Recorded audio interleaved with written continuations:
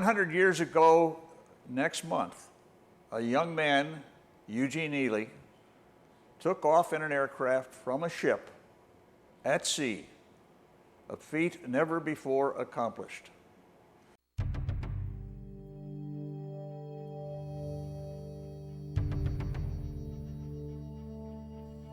Eugene Burton Ely was born in Iowa just as the 19th century was about to give way to the 20th, and American ingenuity was advancing at an exciting pace.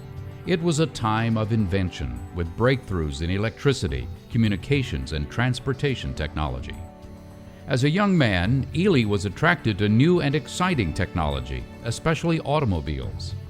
When his employer purchased an early biplane from aviation pioneer Glenn Curtiss, Ely offered to fly it for him, thinking flying a plane must be as simple as driving a car. It wasn't. Ely crashed and, feeling responsible, purchased the wrecked plane from his employer. Carefully repairing the craft, Ely began to understand the aerodynamic principles involved in flight, and soon he was flying his biplane in exhibitions. In 1910, the aviation world was a small world, and it wasn't long before Ely not only met Glenn Curtiss, but had gone to work for him as a test pilot. As a businessman, Curtiss hoped to sell a seaplane he had developed to the U.S. Navy. The opportunity presented itself in October 1910 when Ely and Curtiss attended the International Air Meet at Belmont Park, New York, and encountered Captain Washington Chambers, the Navy's officer assigned to administer aviation matters. His was not an easy task. The Navy was far from convinced that aviation was part of its future. 12 years earlier, Assistant Secretary of the Navy Theodore Roosevelt had strongly urged the Navy to conduct experiments on Samuel Langley's pioneering flying machine, but found little support for the idea. The Army, however, was exploring the military uses of the airplane.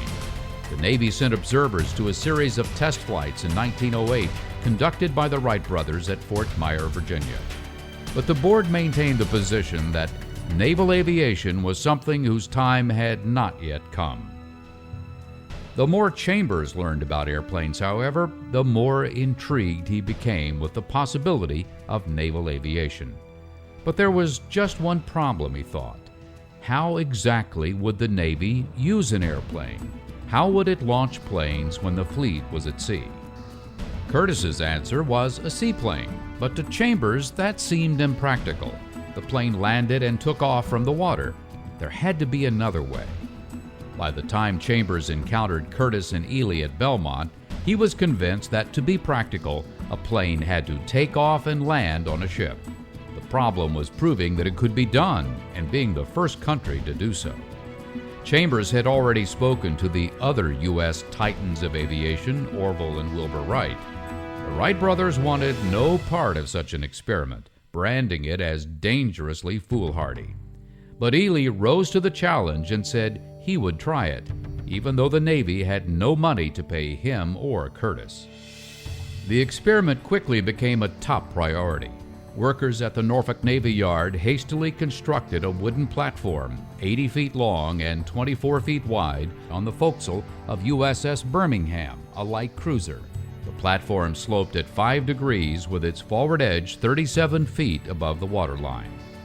On 14 November 1910, just over a month following the chance meeting with Chambers at Belmont Park, Curtiss's pusher biplane was loaded aboard USS Birmingham, moored alongside a pier at the Navy Yard.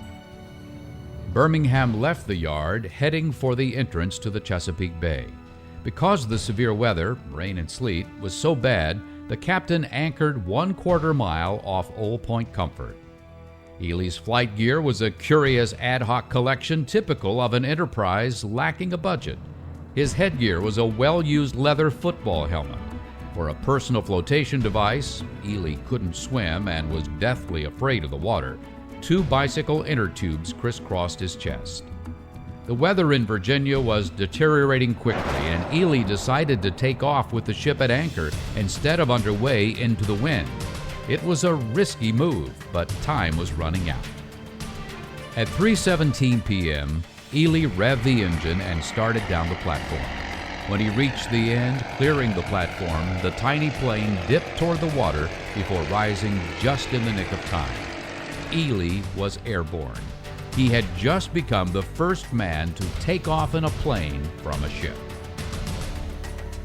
Other experiments would follow, solidifying aviation as a key element of the fleet. And over the next century, the U.S. Navy would repeatedly demonstrate the value of aviation. But it all began with three men who dared to dream that planes could take off and land on ships, giving the United States a powerful new weapon: wings for the Navy.